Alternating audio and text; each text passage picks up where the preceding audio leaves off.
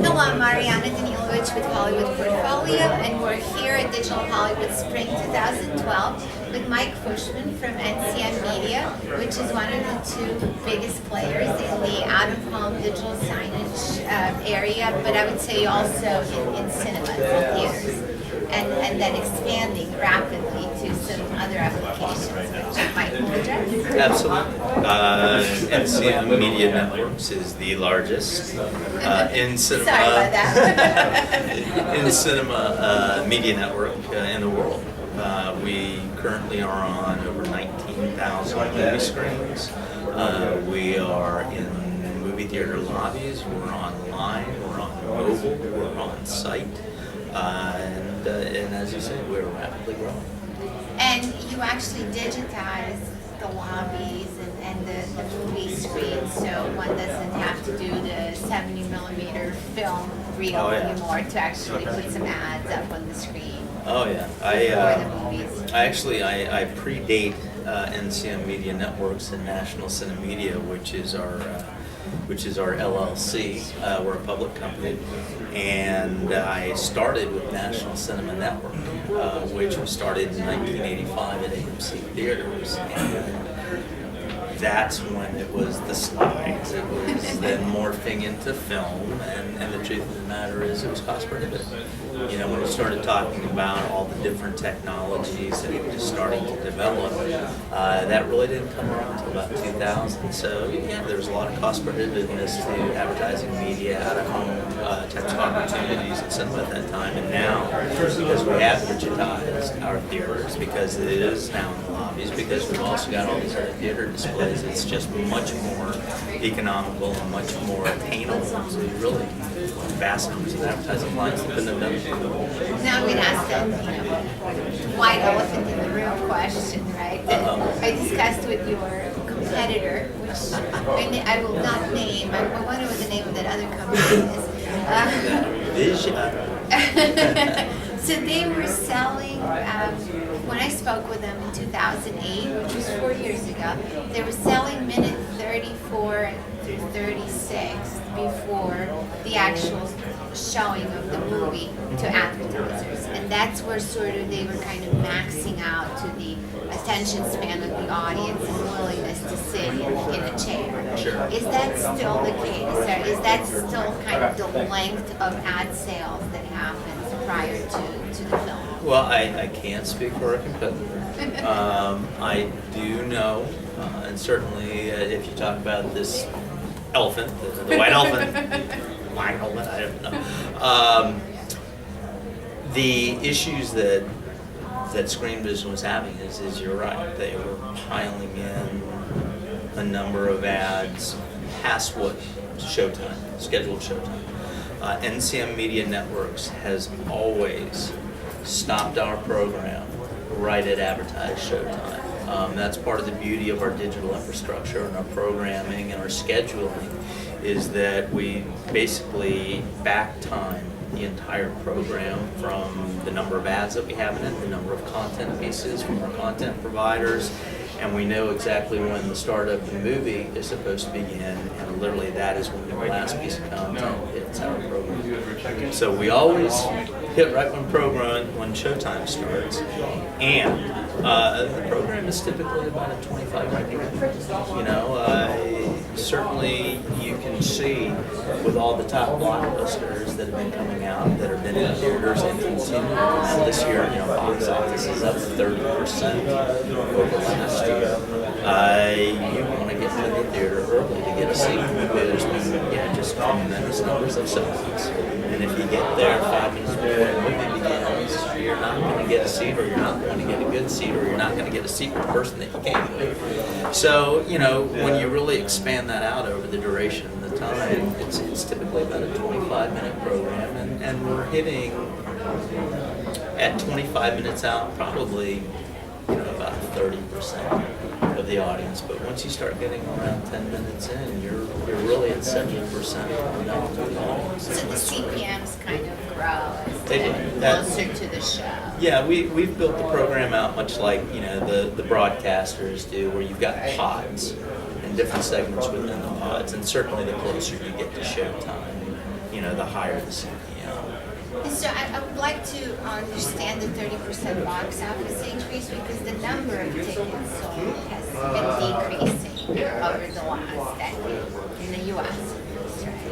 Well, you look at 2010, beginning of 2010, the year was just off in movies. So number one, that didn't hurt us to come out this year with a great start. So Hunger Games, which has just been off the charts, and ultimately there's just a number. There's a lot of hype for a lot of big movies coming out. I think the excitement is there. Ticket sales being down, it's actually pretty much level. Certainly ticket prices are up a little bit, 3D prices are a little bit higher. And that, obviously, like you said, when you talk about all the blockbusters coming out, The Men in Black, Avengers, Spider-Man, Prometheus, the list goes on. There's just so much good hype out there right now. It's something that people really want to see in a theater versus in any other environment. Absolutely. So what do you see as the potential for growth for digital signage, and specifically in the movie theaters, and if you want to address it in general? From the circuit standpoint, when I say the circuits, I mean the AMC movie theaters, the Regal Entertainment Group, Cinemarks of the world. They're clearly recognizing that their theaters, their infrastructure needs to take on more than just showing movies. So, to really, with today's active consumers and environment, they are growing their venues in many other areas. So, number one, you're seeing that they're running special events in movie theaters. And now I know this, doesn't necessarily hit to the digital signage component of it, but by adding special events, showing UFC in movie theaters, showing 3D, specialized 3D events, the Masters, a number of sporting events in the theaters, they're increasing their growth in that way. As far as digital signage itself, for the theater owners, they are increasing their footprint. Now that, obviously HD televisions are becoming much more prevalent, the cost of that is coming down. There was already a growth in the lobbies probably about 5 years ago, so now you're starting to see that turnover. It's going to happen over time. Obviously, they put a lot of capital into the original iteration, rolling out these screens, but those screens do allow them to do many different types of, enhancement of marketing opportunities in theater lobbies, uniquely in the physical. Right, there's just one at a time. So that there's quite a bit to come. Yes, with signage. Absolutely. And has NCM done anything to integrate with local communities and maybe upsell products and services sort of on a local community basis? Or are you going more towards live events, sporting events, music events, kind of premieres? Well, NCM Media Networks has many different brackets of advertisers. Ultimately, when it comes down to it, we're media. So it is advertising that drives our revenue. And we have a large national footprint working with all, the largest advertising agencies out there. But we also do have a local and regional advertising platform. Part of that is also in our program, in the different pods that I was talking about. So in segment 3, end of our segment 2, which is right around 12 to 15 minutes out from showtime, we have regional advertising in there, and that also includes a full regional and local marketplace that we allow marketplace advertisers to come into. Our lobby entertainment network is ideal for local advertisers. Certainly a number of these new displays that we're putting out there are just ideal opportunities for the local advertiser. Where again, if the cost is too prohibitive for the on-screen, these lobby elements where you've got people by the thousands on every weekend in there, and you're getting great experience. And you can send them to restaurants and local shops and local spaces. Absolutely. So that's an area of expansion. So local, regional, and national. You're hitting all all the advertising. all targets. on, Yeah, we have to diversify. There is no question. The national advertising dollars are the high ticket items, and that's great. It's been tremendous for us as a network to be able to offer such great exposure to these clients. But there's also no question that we target all of these different levels to diversify our portfolio and all targets. And you're uniquely positioned to target very few networks can. Yeah, most of the people that are going to these movie theaters are within a 3 to 5 mile radius of the theaters themselves. Something else So they it's want to ideal. do. That's it. So in terms of digital Hollywood, you're speaking on a panel, or you're spoken on a panel. I'm actually, in about a half hour, I'm actually speaking on 3D. Because in addition to all of our products, we have First Look 3D, which started on 1,200 screens back in March of 2010. Obviously, thank you. The build out of digital infrastructure was really just starting to ramp up back in March of 2010. We started on 1,200 screens, and now we're on over 8,300 screens with our First Look 3D product. How does First Look get better in 3D? It's much more deep. It's expressive. That's the beauty of 3D. It's interesting. We pride ourselves on the quality of production of the First Look program. Not just the 3D program, but our First Look program entity that's in the theaters. And the truth of the matter is 3D. You listen to all the patriarchs of 3D. They all say that. You can just tell so much more immersive stories.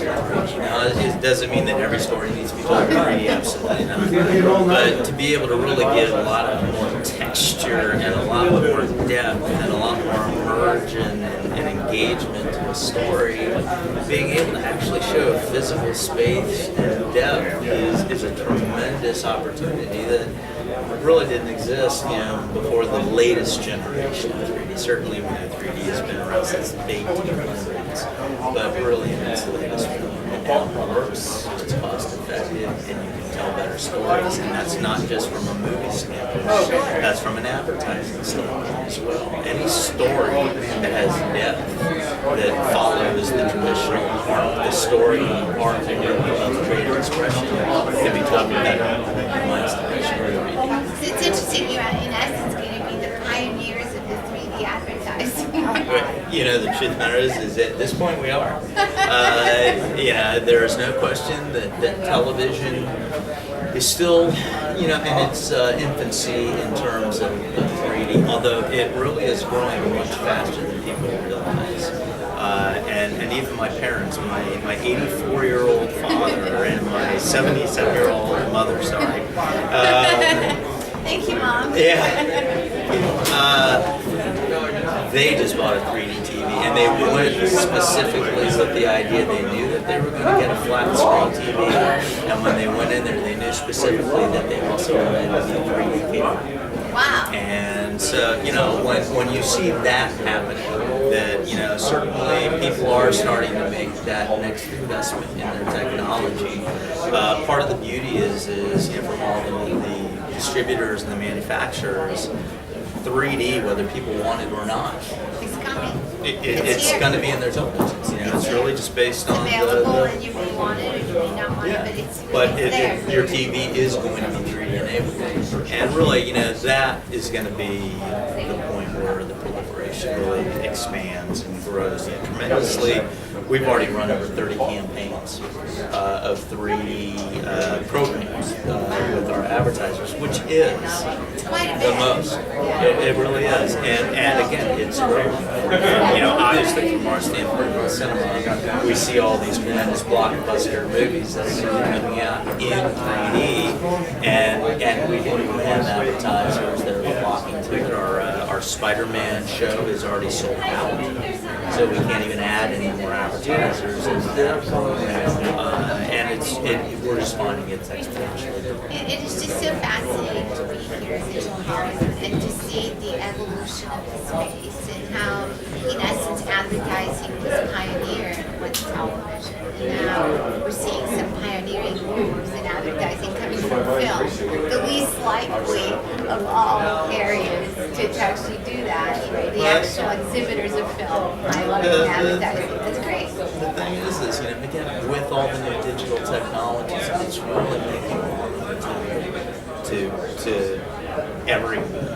And certainly we can be that pioneer because we can digitally distribute our content to the 3D infrastructure is already there. So yeah, it's really been a Captive natural audience, right? It's been a natural extension for us, and truthfully, it's been a great opportunity for us. And as a creative, which I am, I run the media team and the visual effects team. You know, what better next leap and bound for us to be able to take the people that are growing within the industry than this new exciting opportunity.